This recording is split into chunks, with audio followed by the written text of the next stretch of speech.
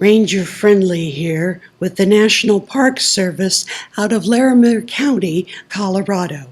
I spend 9 months each year fire watching from a 10-cubed wooden cab atop a 150-foot steel tower in the Roosevelt National Forest. My perch at Lumpy Ridge puts me at over 10,000 feet, affording me a 125-mile panoramic view of multiple summits and splendiferous shifts in weather. The two small towns I can spot without a scope are Estes Park, home to California escapees, and Sidewinder, reclusive preppers.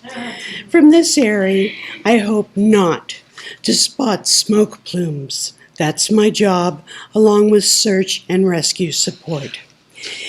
At the tower's base, there's a brick shed housing a chemical toilet, a shower, and basic supplies. From there, 10 flights of copper-grounded, wraparound aluminum stairs lead to the trapdoor of the cab's deck. Where the forest crests Lumpy Ridge, there's a half-acre plateau where Raylene's whirlybird lands each month to bring supplies and mail. You'll meet Raylene very shortly. Fire cab life is Spartan, not primitive. Solar panels deliver ample juice for floodlights, a small fridge, a toaster oven, my laptop, and the radio. It was near dusk as I completed my observation log for Friday. I was looking forward to enjoying the new King novel, Billy Summers, with a chilled sparkling water. As it was a cicada year, the Popeyes chilled and jamboreed. I took in the emerald expanse of timberland, marred by some conifers turned brittle brown by pine beetles. From a copse of ailing trees, I heard the low bellows of a typical ursine American. 30 seconds later, a chonky black bear sauntered into view, lumbering steadily in my direction. I snapped on the floodlights to get a better look. This bear resembled an old cinnamon carpet taking a walk. His ears were 3 times their normal size. A zoom in with my field glasses revealed that his muzzle tone had spread across his entire face like a butterscotch mange. Enormous bottom canines jutted up like tusks, flanking his snout.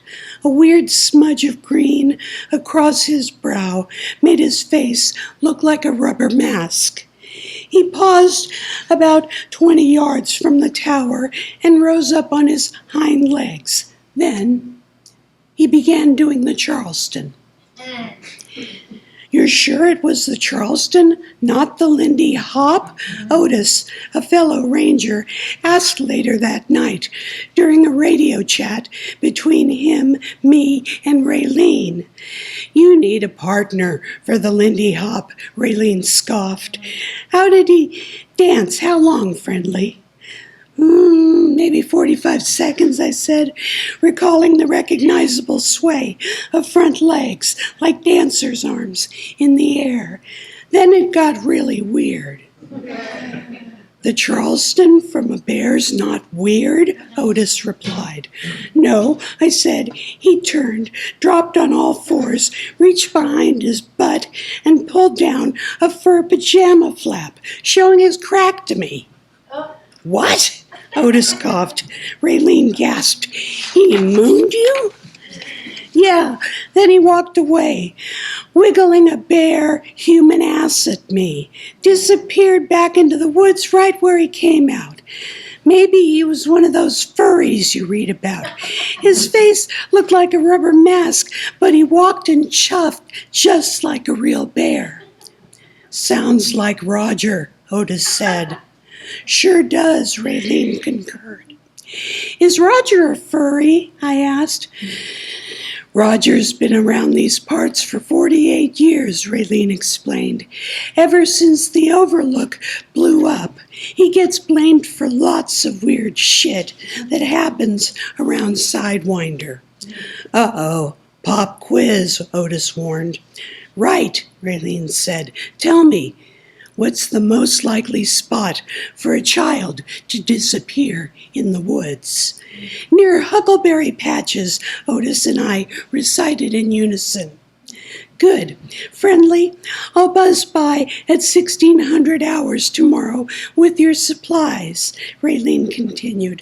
I suggest you stay in your roost in the meantime. I can tell you more about Roger then. Roger that, I said. Don't be cute. Pop quiz, Rangers. You're hiking through the woods and you come across a nice spiral staircase with a landing. Don't go near it, Otis warned. Don't touch it, I said. Move along, pretend you never saw it, we concluded like a catechism. Perfecto. Remember, it's for your own safety, Raylene concluded. Friendly, radio in if you see anything else. If he shows up again and I'm unreachable, call through to dispatch as a 10-237.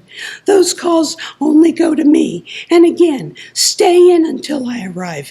Use a bucket if you have to. I won't look, Otis promised. Black bears aren't known for their marathon ladder skills, but I bolt-locked the trapdoor before bed anyway. My sleep was troubled by a dream of a bear cub on a diamond-studded leather leash being dragged through a rollicking, roaring 20s-style party. A man whose face I couldn't see held the leash. The cub followed behind, making sad little brays. The unseen man dumped the contents of unfinished champagne flutes all over him and forced him to roll over and do stupid tricks for the guests. Up, Roger, he commanded.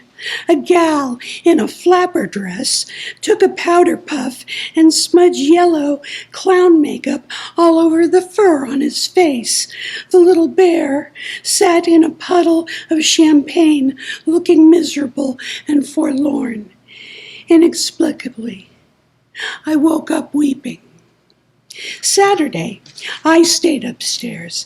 I made my regular log entries, performed S-curve sector scans for smoke plumes.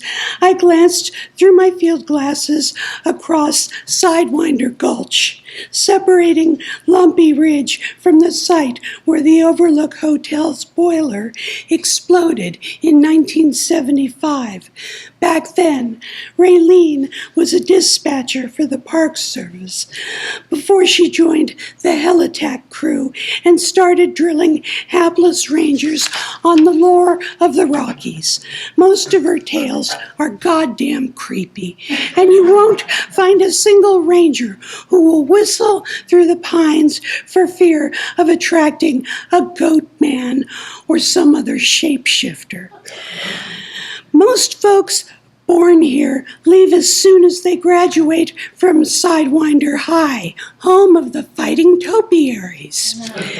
Raylene was one of the few natives who stayed, ever stoic, rarely cracking a smile. Otis carried a torch for her. I read her brusqueness as motherly ribbing.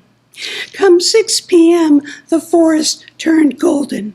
I spotted Raylene's olive-drab Blackhawk heading in from the expected direction of Jeffco Field. I picked up my radio. Helitack 217, come in. Helitack 217, I read you. Any 10-237 today? Negatory on the 10-237. Good.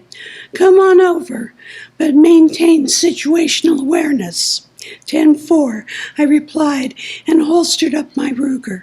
I unbolted the trapdoor and double-timed the stairs just as Raylene touched down. I unlocked the storage shed and pivoted to the Black Hawk to begin hauling in water kegs. Raylene stepped out of the cockpit, all 6'5", raw-boned inches of her. Her long hair, streaked like an elder red fox, was tied back as usual. In uniform, she was formidable to behold. I raised my hand to greet her as she stooped under the chopper blades. Then things happened really fast. Behind me, I heard a roar that flash froze my spine. Goddamn bear was behind the storage shed. I took off, didn't dare look behind me. A sonic wrecking ball caught me hard between my shoulders and sent me face-plowing into the sparse grass. Those tusks sank deep into my right shoulder. Raylene halted 10 feet from me and drew her service pistol. "Roger!" Raylene boomed. "Let her go!" The bear released my shoulder and bawled under the heavens, "Harry! Harry!" Suddenly, I felt my scalp separate from the top of my skull to the back of my left ear. Don't recall if I screamed or not. "Roger, she's not Harry. Harry isn't here." The bear's roar dropped to a whimper. "Harry, Harry." "I know," Raylene said. "It was wrong what he did, dressing you up and parading you at his parties. I know all you did was love him." Roger groaned and muttered, "No, no." Raylene held her aim steady. "Roger, let me take her away. She's not Harry. Harry's been dead a long time. You know, when they see what you've done, they'll track you down and make me kill you." My throbbing scalp seeped so much blood, I couldn't see a goddamn thing. Raylene spoke quietly. "Roger, you've got to go back into the woods right now. Run fast. Don't stop until you see one of those staircases in the middle of the woods." Roger lowed. "When you find one, climb the stairs to the top and run straight through. You'll end up where they'll never find you." Roger chuffed. I turned my face and wiped the gore away from my eyes. I saw the back end of a normal black bear. No naked butt, no kitty pajama flap, just a bear loping into the woods. Raylene called after him, "Roger, when you climb those stairs, you can't ever come back." I blacked out. I awoke lying across the back row seats of Raylene's chopper. We were flying to Fort Collins, Raylene relaying our ETA to the hospital. She'd done a crackerjack job of bandaging my head and packing my shoulder in gauze to staunch the bleeding. And oh Christ, everything hurt. "Friendly, you've got deep puncture wounds in the shoulder, but maybe he didn't break any bones. The doctors will clean him out, sew you up. You'll get heavy antibiotics, maybe a rabies shot, and plenty of Otis's Cajun elk bourguignon." I tried to think through the haze of pain. I saw a bear running away, not the thing dancing in the bear suit. Pop quizzed Raylene. Is Roger a real bear or some furry who wore a bad bear suit to a bad party? "Yes," Raylene said, keeping her eyes to the horizon. "Thank you."